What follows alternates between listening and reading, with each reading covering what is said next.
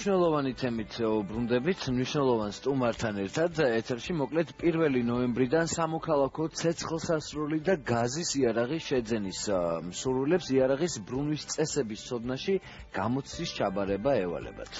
ეს გახლავთ საქართველოს შინაგან საქმეთა სამინისტროს ახალი ინიციატივა, რომლის მიზანიც არის იარაღის მოხმარების წესების ზოგადი ცოდნის გაუმჯობესება, შესაბამისად უსაფრთხო მოხმარება და უსაფრთხო გამოყენება. აქვე იმასაც გეტყვით, რომ ჩვენ მივესალმებით ბუნებრივია ამ ინიციატივას და წარმოგიდგენთ ჩვენ სტუმარს შინაგან საქმეთა სამინისტროს მომსახურებათა სააგენტოს რუსთავის სამმართველოს უფროსს იმედა მაკასარაშვილს. მოგესალმებით, ბატონო იმედა, მადლობთ რომ ჩვენი სტუმარი ხართ და საკმაოდ საინტერესო ინიციატივა არის, რაც ალბათ მინიმუმამდე დაიყვანს კრიმინალის რაოდენობას ჩვენს ქვეყანაში და უსაფრთხოების წესების დაცვა ალბათ იქნება წინაპირობა იმისა, რომ უსაფრთხოდ მოიხმარონ იარაღი და პრევენცია იმისა, რომ არ მოხდეს უნებლიე გასვლა და ამ უნებლიე გასვლით კიდევ უბედური შემთხვევები. მოდით პირველ რიგში დავიწყოთ სულ თავიდან, როდის გაჩნდა ეს ინიციატივა და რა დაედო საფუძვლად სწორედ ამას, რომ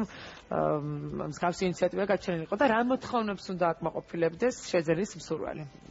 ანუ ინიციატივა გამოიხატა იმაში, რომ ცვლილება შევიდა იარაღის შესახებ საქართველოს კანონში და ეს იყო საქართველოს იუსტიციის სამინისტროს და შინაგან საქმეთა სამინისტროს საკანონმდებლო ინიციატივა და ამ ინიციატივით განისაზღვრა, რომ იმ პირებს, ვისაც სურს იარაღის შეძენა და შესაბამისი ნებართვის მოპოვება, ვალდებულება ექნებოდათ ჩაებარებინათ თეორიული გამოცდა მომსახურების სააგენტოს სტრუქტურულ დანაყოფებში იმისათვის, რომ შემდგომ ეტაპზე უკვე მოეპოვებინათ იარაღის ტარებისა და შენახვის ნებართვები.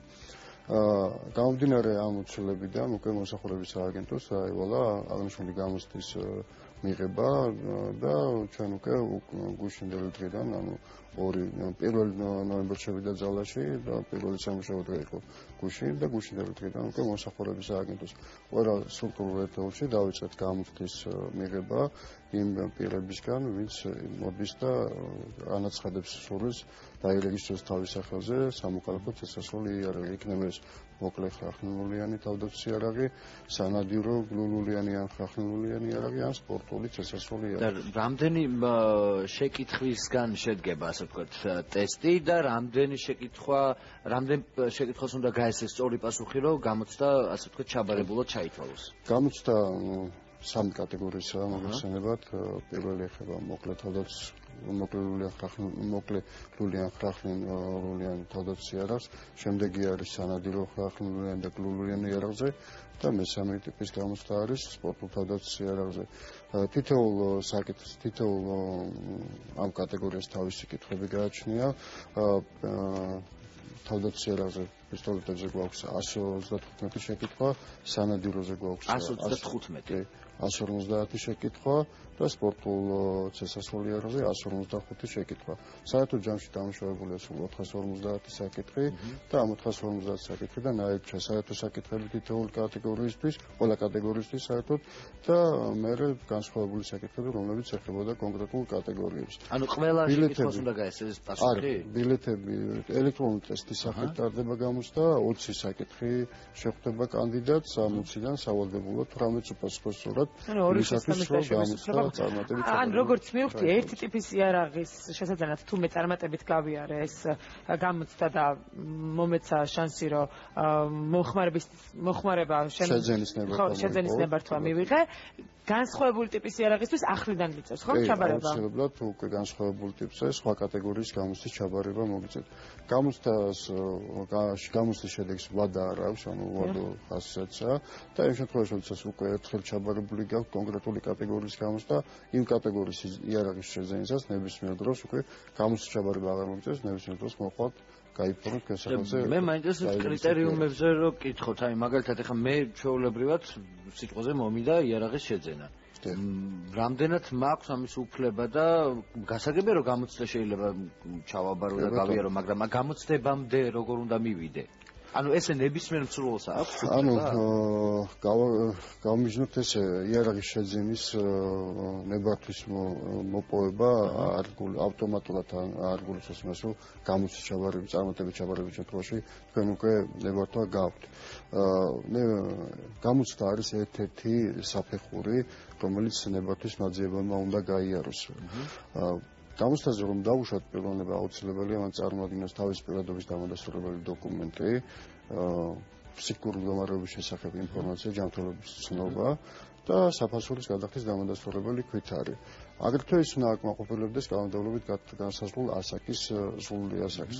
ანუ სანადირო და სპორტულ შესასვლელი იარაღზე გამოსდა რომ ჩაბაროთ 18 წლის ასაკიდან შეგიძლიათ გამოსდის ჩაბარება, ხოლო მოკლე თავდაცვის იარაღზე 21 წლიდან. მაგრამ იმის გამოსდის ჩაბარება ავტომატურად ნებართვის მოპოვებას არ ნიშნავს.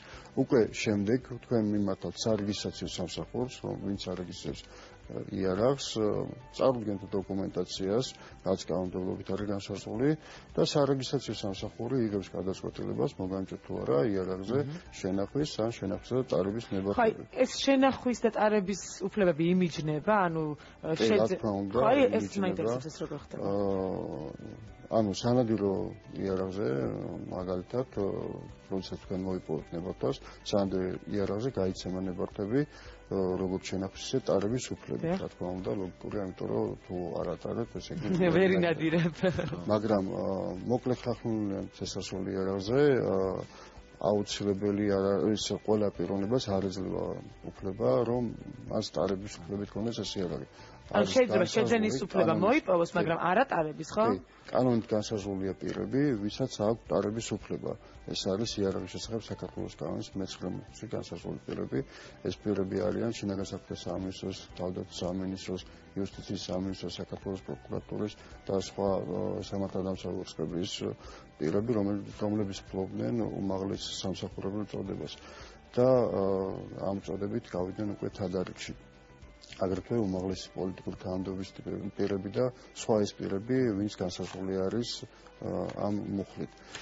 თუმცა ამ პირებს შეუძლიათ ტარების უფლებით მოიპოვონ უკვე ნებართვები. დეტალური ინფორმაცია სად შეუძლია მაყურებელს რომ მოიპოვოს, მოკლედ ვთქვათ, იმიტომ რომ უკვე ანუ ჩვენ საიტზე ნებისმიერ მსურველს შეუძლია შევიდეს, დარეგისტრდეს და ნახოს თეორიული გამოცდის ბილეთები იარაღის შესახებ, იარაღის ბრუნვის წესების შესახებ გამოცდისათვის თეორიული გამოცდას მოემზადოს და ესე გამოვიდეს მოსახურების სააგენტოში. პირველი სურვილები უკვე ყავდა, გუშინ იყვნენ. ბევრი იყო სურვილი. საკმაოდ წარმატებითაც ჩააბარეს უკვე გამოცდები. ძალიან კარგი ინიციატივა არის, რაც აუცილებლად გაძრდის მეკი პასუხისმგებლობას ყოველ შემთხვევაში მომხმარებელში. ძალიან დიდი მადლობა სტუმრობისთვის, წარმატებებს გისურვებთ. ახლა კი, როგორც უკვე მიკიმ აღნიშნა, ქრონიკის თუ არის იმედის